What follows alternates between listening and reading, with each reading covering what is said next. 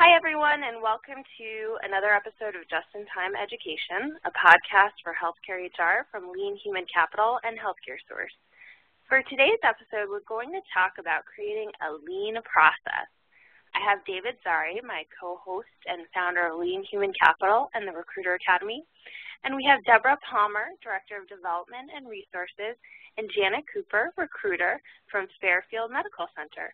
Fairfield was one of only 6 health systems out of 85 to make Lean Human Capital's prestigious elite honor roll given to organizations that perform at a superior level with respect to productivity, efficiency, and responsiveness. So let's get started with our conversation about a lean process by defining what it means to be a lean organization. David, can you explain to our audience what Lean and Six Sigma entails? Sure. Lean and Six Sigma are process improvement methodologies. Lean has its roots actually within the Toyota production system that was created nearly 50 years ago now.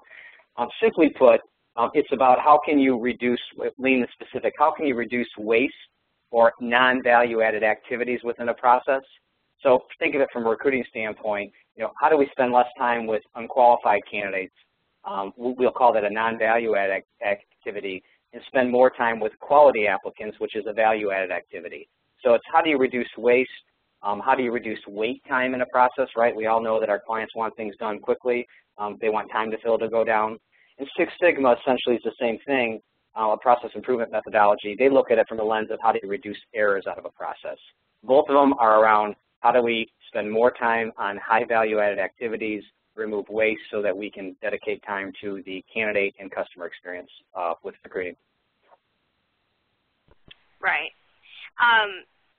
That makes sense. Now, Deborah and Janet, how did you start your Lean journey? Our journey started in 2007, and in January of 2007, we implemented the Position Manager tool from Healthcare Source. And while we implemented that tool and got familiar with it, we realized that it gave us the opportunity to capture data that we previously couldn't obtain before from our former method. So when we saw that opportunity, we realized we had a great opportunity to set up a Greenbelt project through our Six Sigma program in 2008, and that was focused on our days to fill. That actually followed a turnover project that we had completed in 2007. And once we completed those 2 projects, we realized that this wasn't just a single event, but over a journey, and over time we could look at our turnover, our days to fill, and then we've also completed an onboarding project and where we are currently, which is looking at hiring for fit. Wonderful. Now, how did implementing these principles help your recruitment organization? And specifically, I'm curious how you use the healthcare recruitment metrics benchmark study to perhaps assist in driving performance improvement and measuring your success. Well, by taking on this project or starting the Lean journey, it allowed us to evaluate what was really value added in our process and what things were really waste. It helped us standardize our process so that we could repeat it over and over and know that the outcomes were going to be the same. It actually helped us in reducing our days to fill significantly, and it improved our communication between HR and the managers, the hiring managers that we were working with, as well as with our applicants. The Greenbelt project really helped managers see that using Healthcare Source improved the process, and those who were not using it were not getting their jobs filled as quickly as they should have. So it was a real eye-opener for them that, gee, if we really use the process, we do the steps the way they're supposed to, we'll have a better result. Absolutely. So we've talked about the positive aspects, but Deborah, I'm curious, can you share what some of the challenges were? Well, with any new process, there are some hurdles that one has to overcome. Ours was really about the managers not wanting to use hiring manager. They were so used to picking up the phone, calling Janet or any of the other recruiters and saying, hey, I have this position I need to fill. Can you get me some applicants? Well, over time, we just kept reinforcing and redirecting them back to Healthcare Source, and then when we showed them the data, the proof was in the pudding. That's great. Now, you mentioned the software that you implemented. How did implementing additional software solutions from Healthcare Source facilitate your lean journey? We had previously been using the behavioral assessment software from Healthcare Source, and after we had used that for a while, we wanted to take it a step further and looked into Physician Manager, and after evaluating the capabilities and what Physician Manager could offer to us, our applicants, and to our hiring managers, we decided to implement that as well. And it was a very smooth, easy process. After training our HR staff and then having a few sessions with our hiring managers on how to use the program, we were able we were up and running, and it was probably within about 30 days. So it was a very smooth implementation, very smooth process for us. And what that has done is given us the opportunity to have more insight on the number of applications that are coming in for each position. And a really big takeaway and a really big aha moment for us was how much easier it has improved our communication with not only our hiring managers, but to our candidates as well.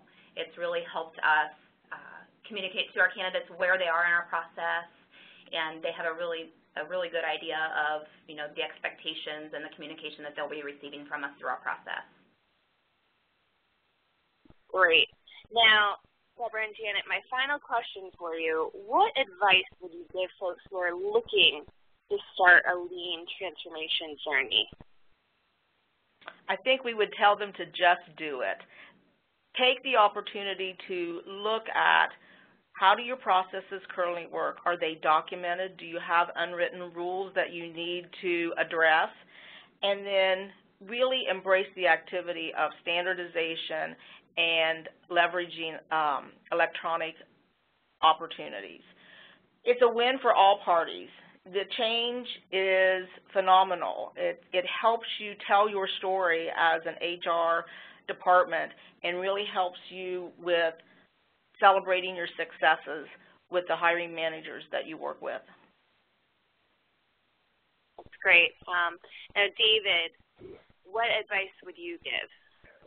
Boy, I don't know if I can give any better advice. I mean, do it now. I 100% agree. I think this idea of before you start to baseline your performance. So look at the key performance indicators.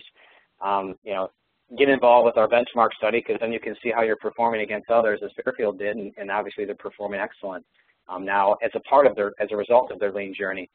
So baselines, I think the other advice would be baselining how you're doing today.